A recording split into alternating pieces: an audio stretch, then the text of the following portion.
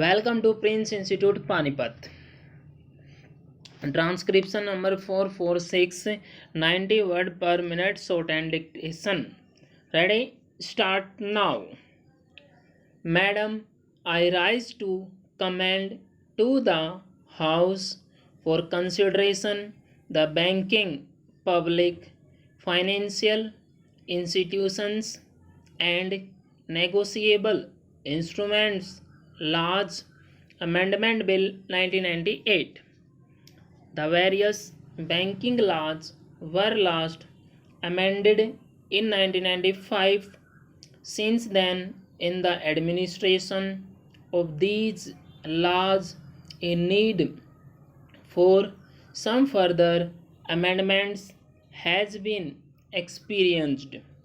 This bill, that is before the House, seeks to meet only these limited felt needs.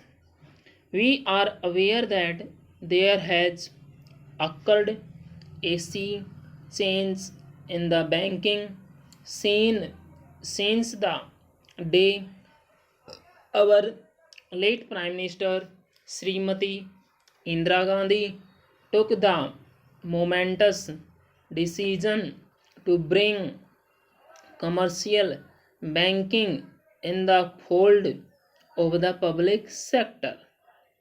There is a need to take stock of these development, assess our prospective requirements, and redraw our strategies for future growth.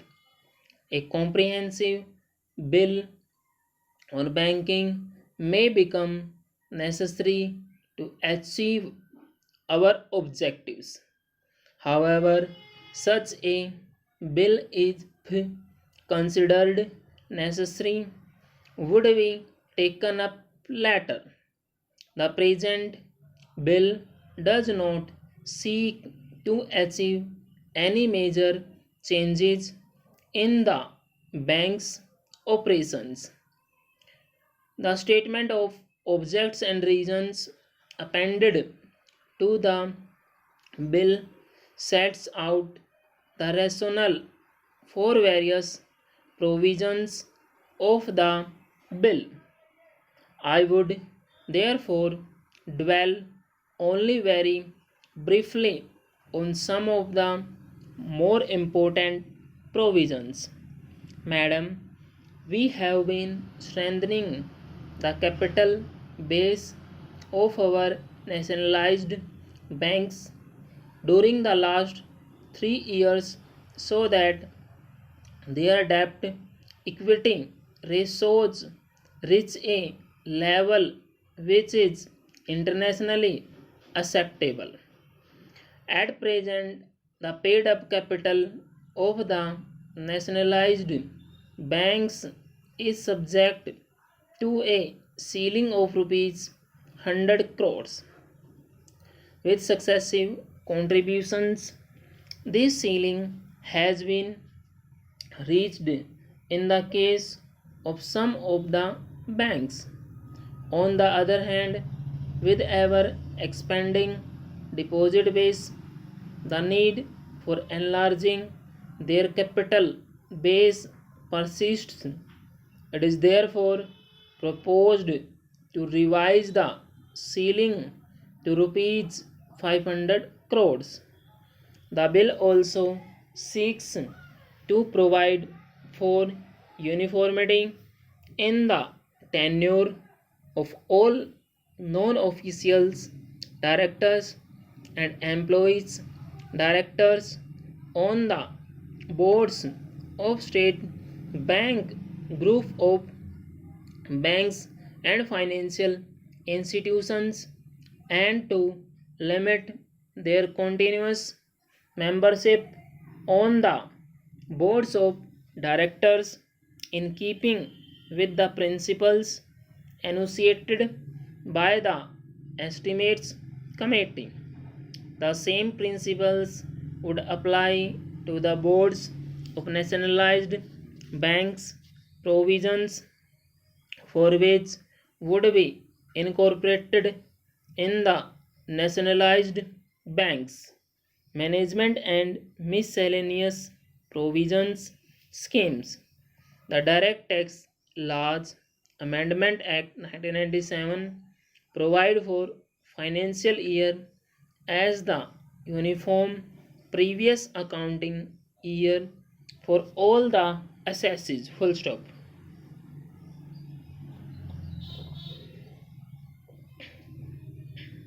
Again, 100 per word per minute.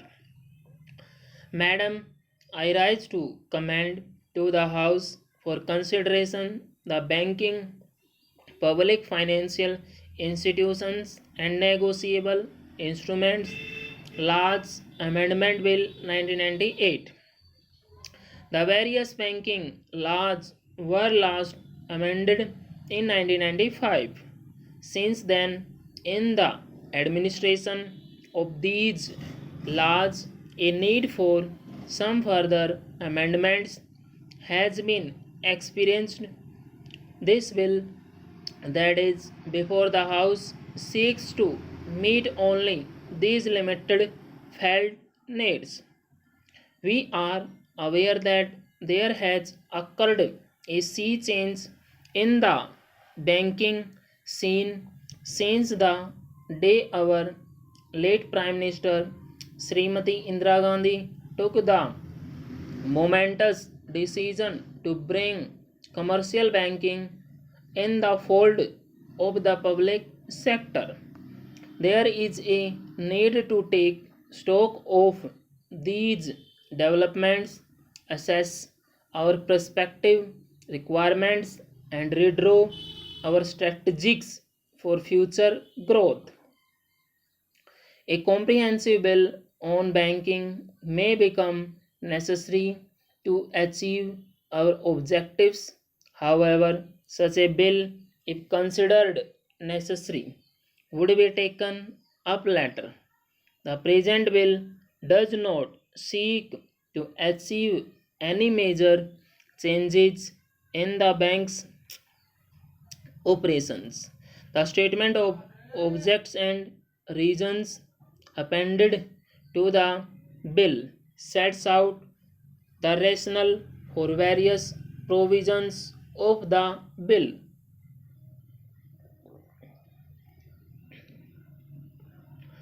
I would therefore dwell only very briefly on some of the more important provisions. Madam, we have been strengthening the capital base of our nationalized banks during the last 3 years so that their debt equity ratios reach a level which is internationally acceptable. At present, the paid up capital of the internationalized banks is subject to a ceiling of rupees 100 crores.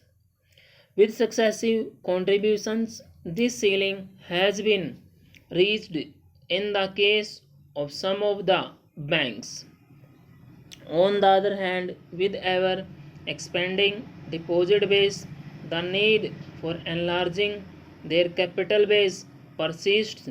It is therefore proposed to revise the ceiling to rupees 500 crores.